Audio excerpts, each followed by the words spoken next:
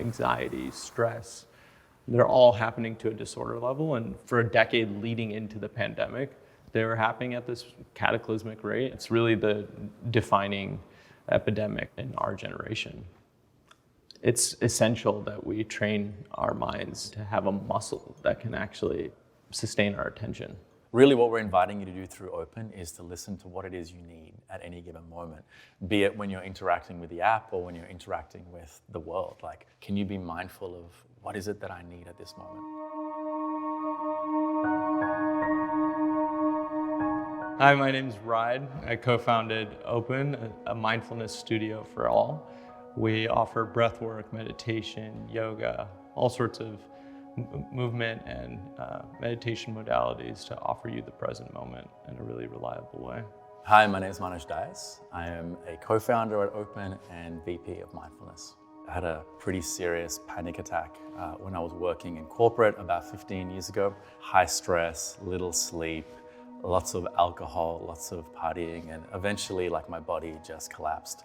And for about 2 years I was sick. It wasn't until one very random occurrence when a friend took me to a meditation studio. This meditation teacher was a Buddhist monk. The words he said really kind of changed my life. And he said, "You are not your thoughts," in that very first class.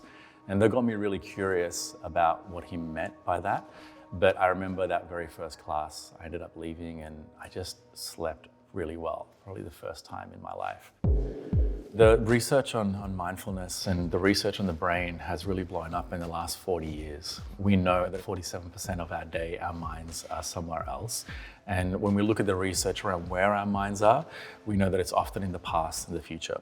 Now you combine that with the stress and overwhelm of modern life, as well as the rate in which we're meant to operate. Like, a lot of us are still working full-time hours in the middle of all of this. It's a really overwhelming, stressful experience for a lot of us.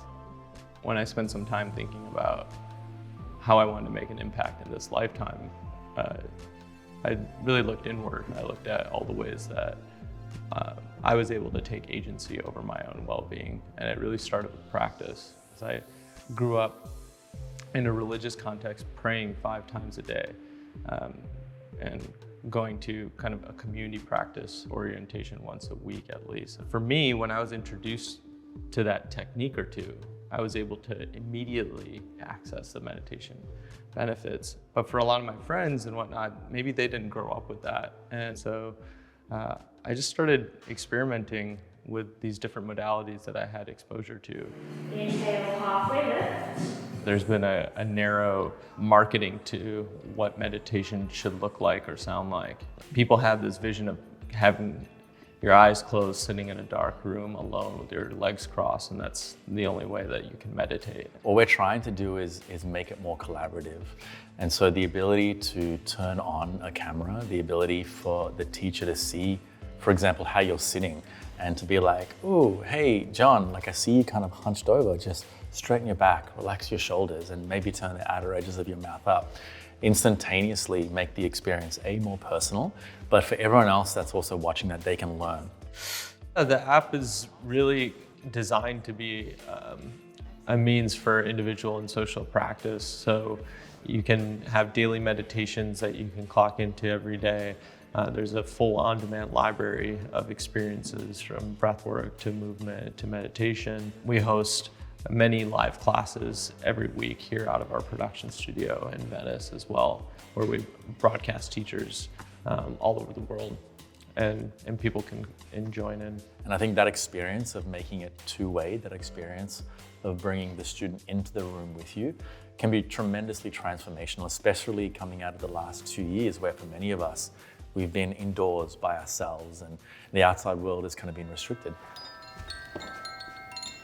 What we started to realize was that, hey, maybe it doesn't need to be quiet the entire experience. Maybe we need to get you into presence first, and then we can take you into some of the more distilled practices. And so we started playing, be it curated music, and we paid really close attention to what type of emotion was brought out through the music as well. And we had people breathe to the beat of the music, and we said, oh, that's cool. And because it was more active form, it was more engaging. People were really able to get into the practice. And then on the other side of that, we would do more restful practices like sound meditation. And what we found was that on the other end of those experiences, people immediately felt different. And so these were state shifting experiences. That was the DNA to an open experience was, hey, when you mix these otherwise disparate modalities and you put them together, you can have something wholly new. Ultimately, everything that we do digitally online should bring us together, right? Otherwise, we're still staying separate. With that being said, we have to be able to meet people where they're at. And if the universe is actually moving in the direction of the metaverse, then we have to be responsive to that and understand that. And so we're having to really create new ways of being able to cultivate this connection. Meditation ultimately is a connection to ourselves and each other. And what I'm learning over time is that's through any means necessary. When people are happier and healthier themselves, then they can be better versions of themselves to the world around them, the direct community that's closest to them. And so I think on the other side of many people practicing is just a much more conscious community that sets up our entire planet for a more sustainable life. We look at nature. Nature is always working in unison with each other. It's interrelated. Us to think that we can exist and move through our life in silos in our own little world just doesn't make sense because we're constantly in relationship to things. If we can understand ourselves, if we can understand our own suffering and understand our own happiness, it only makes sense that we can understand that other people are going through the same things. And if we can understand this very human desire to be happy and to not suffer within ourselves, then we can relate that to other people. Then we won't cause other people harm. Then we'll benefit others in a way that makes them happy.